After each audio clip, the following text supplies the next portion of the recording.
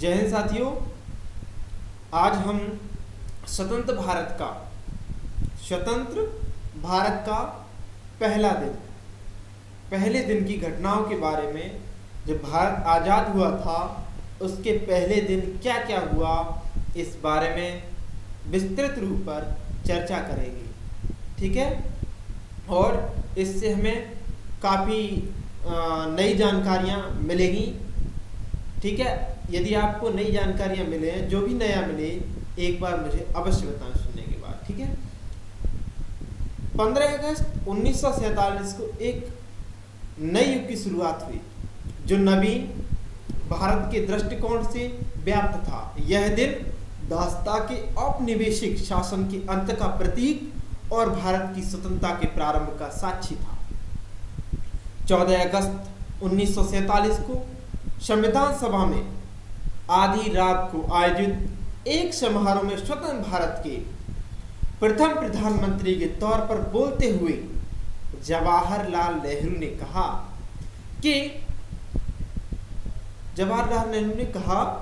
क्या कहा, उनका मतलब संबोधन का तरीका था, वो था भाग्य से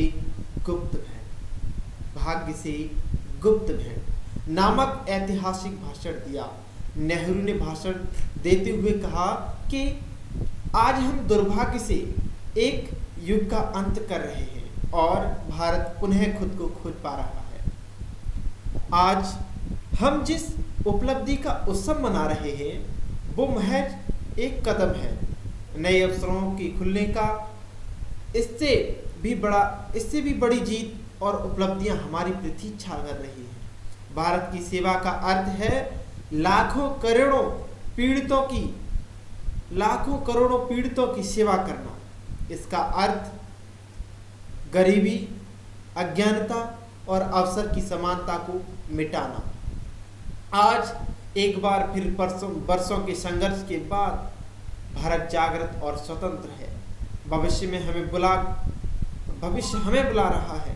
हमें किधर जाना चाहिए और क्या करना चाहिए, जिससे हम आम आदमी, किसानों और कामगारों के लिए आज़ादी और अवसर ला सकें। हम एक समृद्ध, लोकतांत्रिक और प्रगतिशील देश बना सकें। हम ऐसी सामाजिक, आर्थिक और राजनीतिक संस्थाओं को बना सकें जो प्रत्येक व्यक्ति के लिए जीवन की परिपूर्णता और न्याय सुनिश्चित कर सके। कोई भी देश तब तक महान नहीं बन सकता जब तक उसके लोगों की सोच या कर्म संकीर्ण है।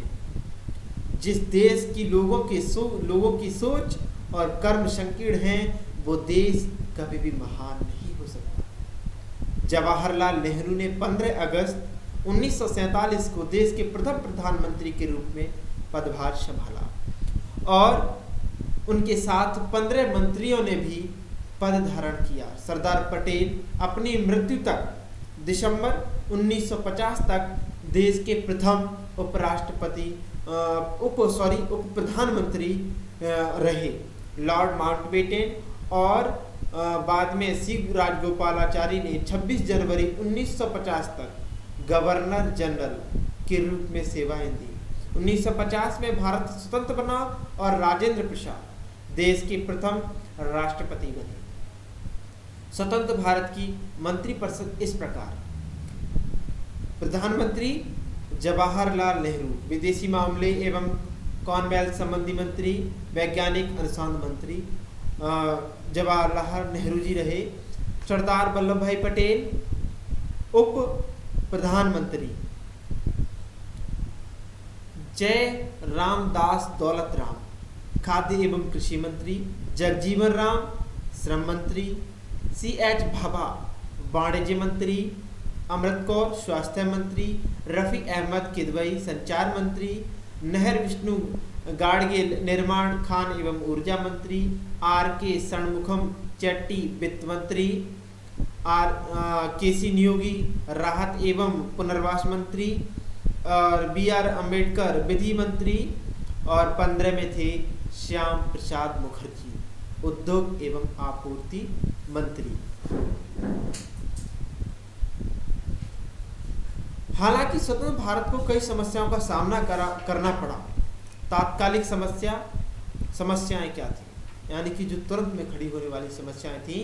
भारतीय रियासतों का क्षेत्रीय एवं प्रशासनिक समन्वय, सांप्रदायिक दंगे, पाकिस्तान से प्रभावित लगभग 60 लाख शरणार्थियों के पुनर्वास की चुनौती, भारत में रह रहे मुसलमानों की रक्षा और साथ ही जो सांप्रदायिक समूह पाकिस्तान गए उनके संरक्षण का मामला, पाकिस्तान से युद्ध टालने की चुनौती, साम्यवादी विद्रोही चुनौती इत्यादि।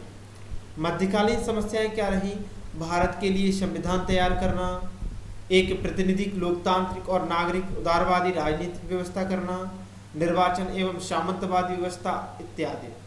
और जो दीर्घकालीन व्यवस्थाएं वो समस्याएं थी वो थी राष्ट्रीय एकीकरण, आर्थिक विकास, निर्धनता, आर्थिक नियोजित। भारत और साथ ही साथ पाकिस्तान ने भी विभाजन के परिणामों का सामना किया।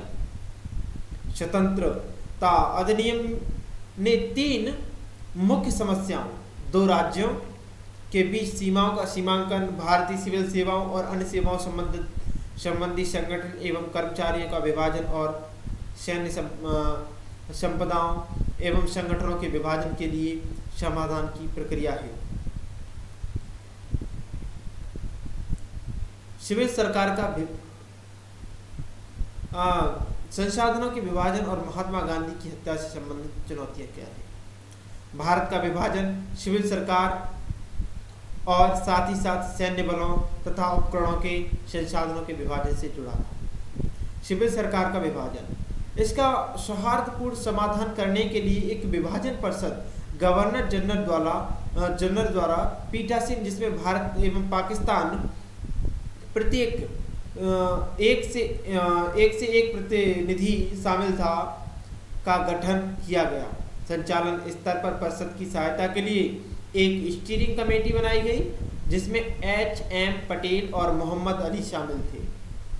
सभी सिविल सेवकों को उनकी इच्छा अनुसार डोमिनियन चुनने का विकल्प प्रदान किया गया, जिसकी वे सेवा करना चाहते हैं। लगभग 1,60,000 कर्मचारियों ने भारत से पाकिस्तान और पाकिस्तान से भारत स्थानांतरित होने का निर्णय लिया। भारतीय सिविल सेवा के कर्मचारियों को मौजूदा पैमाने पर सेवा करने के लिए उनकी संपदा उनकी पसंद के देश भारत या पाकिस्तान को अपनाने के लिए कहा गया। सिविल सेवा में कार्यरत यूरोपियन अधिकारी अपने मौजूदा वेतन, अवकाश, पेंशन अधिकारी इत्यादि के साथ अपनी सेवाएं जारी रख सकते थे, लेकिन यदि वे सेवानिवृत्त होने की इच्छा रखते हैं तो उन्हें विशेष क्षतिपूर्ति और समय पूर्व सेवानिवृत्ति दी जाएगी। नकद शेष और साथ ही साथ सार्वजनिक ऋण के बंटवारे ने दोनों देशों के बीच तनाव उत्पन्न किया। पाकिस्तान कुल नकद शेष का 1/4 हिस्सा चाहता था, जबकि भारत पाकिस्तान को विश्वस्त करना चाहता था कि नकद शेष का केवल छोटा सा भाग अविभाजित भारत की वास्तविक नकद की आवश्यकता को पूरा करता था तथा बाकी हिस्सा मुद्रास्फीति तंत्र से निपटने के लिए था। हालांकि गांधी जी चाहते थे कि पाकिस्तान को थोड़ा और नकद दे देना चाहिए। इसके लिए उन्होंने उपवास किया और कांग्रेस को ऐसा करने के लिए बाध्य किया। सैन्य कर्मियों तथा साजो सामान का भी विभाजन पाकिस्तान ने करवाया था। सैन्य बलों और उनके संयंत्रों, मशीनरी, उपकरणों और भंडार गृहों के निर्विघ्न विभाजन के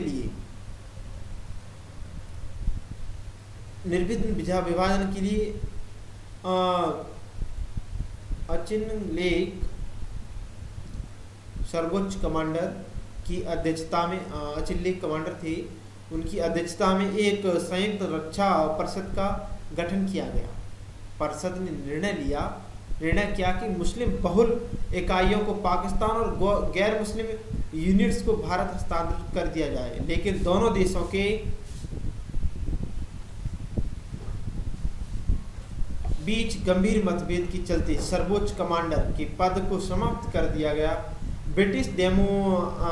ब्रिटिश सैनिकों ने 17 अगस्त 1947 को भारत छोड़ना शुरू कर दिया और यह प्रक्रिया फरवरी 1948 तक पूरी हुई।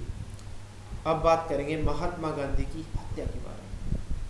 30 जनवरी 1948 को बिरला भवन में नई दिल्ली नाथूराम गोडसे ने महात्मा गांधी की हत्या कर दी। इस घटना से पूरे देश को झटका लगा और राष्ट्र निर्माण के कार्य की गति अवरुद्ध हो गई। सांप्रदायिकता एवं राष्ट्रवाद की अस्पष्ट अवधारणा के अभिभूत नाथूराम गोडसे ने महात्मा गांधी की हत्या की। ऑल इंडिया रेडियो पर राष्ट्र को संबोधित करते हुए प्रधानमंत्री जवाहरलाल नेहरू ने कहा, हमारे जीवन से प्रकाश चला गया और हर तरह अंधेरा सा छा गया।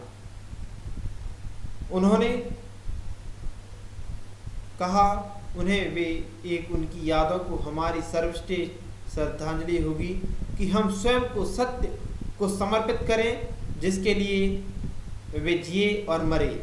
4 फरवरी 1948 को सरदार पटेल ने राष्ट्रीय स्वयंसेवक 4 फरवरी 1948 को सरदार पटेल ने राष्ट्रीय स्वयंसेवक संघ पर बैन लगाया।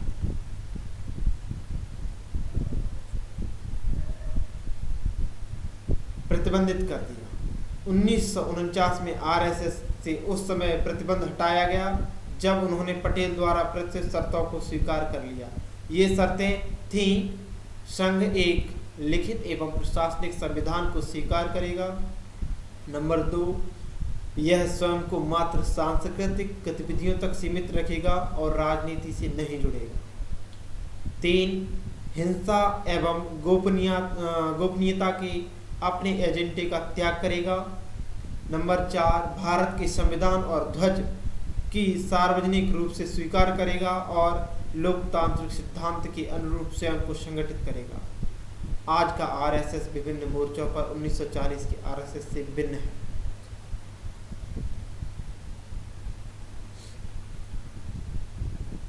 ये थी हमारी भारत की प्रथम यानी कि पहले दिन की कहानी। यदि आपको अच्छी लगी हो तो अपनी अपनी राय व्यक्त करें। जय हिंद, जय भारत।